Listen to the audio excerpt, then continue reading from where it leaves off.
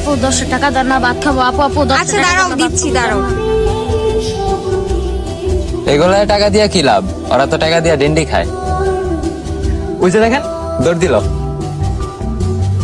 আমি ওরে টাকা দিছি ভাত খাওয়ার জন্য, এখন ওই টাকা দেওয়া কি করবে ওইটা আমার দেখার বিষয় না। এই সুফিয়া চল তো।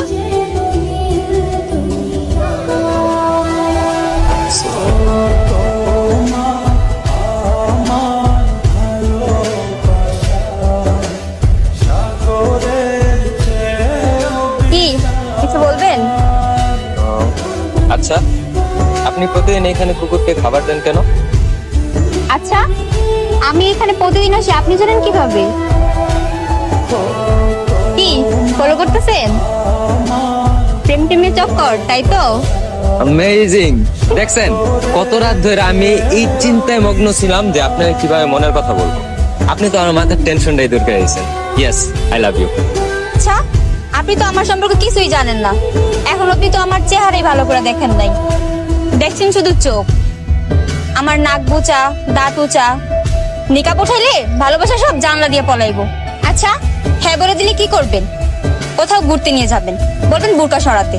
যদি চেহারা ভালো লাগে তাহলে ঠিক, আর যদি চেহারা ভালো না লাগে তাহলে তো আপনাকে আর খুঁজেই পাওয়া যাবে না। আরে না না, আমি তো এরকম ছেলেই না।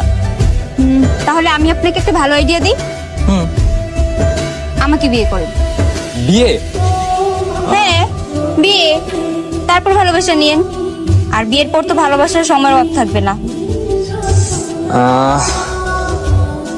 কথায় যুক্তি আছে, বাট বিয়ে। দেখছেন না বিয়ের কথা শুনে কিভাবে চেহারা রং বদলাই গেল? আমি জানতাম এগুলা ভালো লাগা, ভালোবাসা না। কি রে, কারে খুঁজিস? না কাউকে। এক্সকিউজ মি, আরে জয়, আপনি? আমি তো ভাবছি বিয়ের কথা শুনে আপনি পালিয়ে গেছেন। আচ্ছা শোনেন, এসব প্রেম টেমের চক্কর বাদ দেন। আজকে থেকে আমরা ভালো ফ্রেন্ড হয়ে থাকি। সোফিয়া, আমরা বিয়ে করব। আর এই দেখো, তোমার জন্য শাড়িও আনছি। আর এমনিতে বিয়ের কেনাকাটা আর অ্যারেঞ্জ করতে 2 দিন সময় তো লাগে। এখন শাড়ি তুমি বোরকার ওপরে পরো বা বোরকা